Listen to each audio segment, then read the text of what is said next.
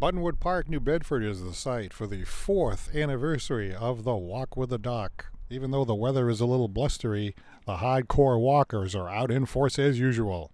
Thank you for coming out today. We're not getting snowed on today. We're not getting rained on today. Why are you down here walking today? It's freezing out here. Because I want to come, but I usually have Zumba at 9 a.m. Wow, so you're in really great shape. You walk, you do Zumba? No, I'm not in great shape, but I walk. I love the music.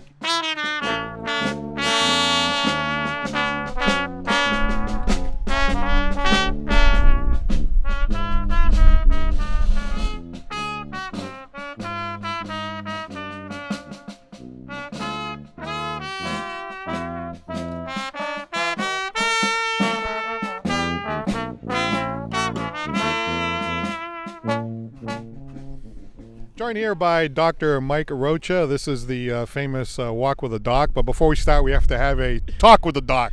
Talk with the doc. Is that okay? Absolutely. Anniversary today, right? Yeah, this is our 4th year doing this, and we're kind of brave because I know it's April and we went back and forth whether to do it outside today, but we're tough. We're New Englanders, and so we're gonna do our walk outside today.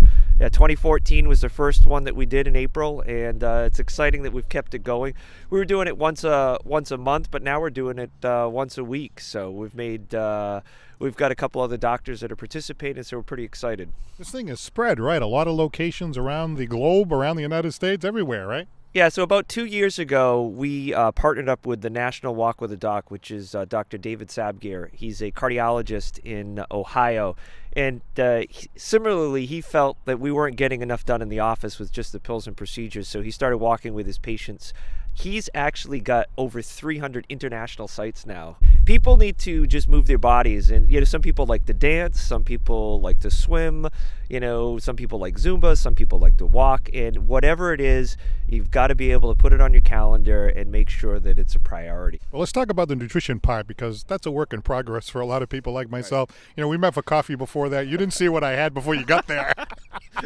I broke down and I did something I shouldn't do. You were hiding beforehand. Well, it's kind of funny now when I go out, I see people either showing me their salads or hiding, fried foods, so I get it. It's okay. The DASH diet actually says if you eat 7 or 8 fruits and vegetables, you can lower your blood pressure by about 10 points. So, there's simple things that we can do that don't necessarily have to come at the pharmacy.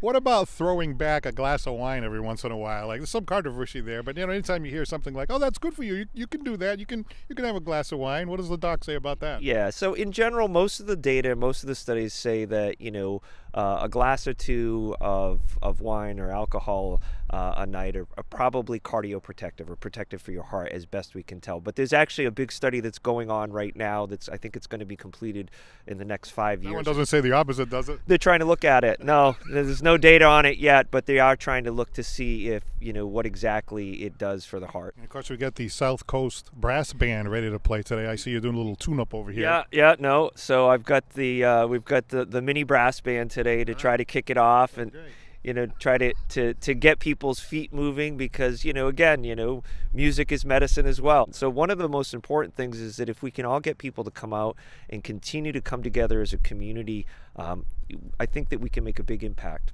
Thanks very much, Doctor. Enjoy the day. You bet. Thank you, Paul. All right. Yeah, my Zumba teacher's on a Zumba cruise, so. So here you are. Yeah. All right, here's the music. Let's go. Let's do it.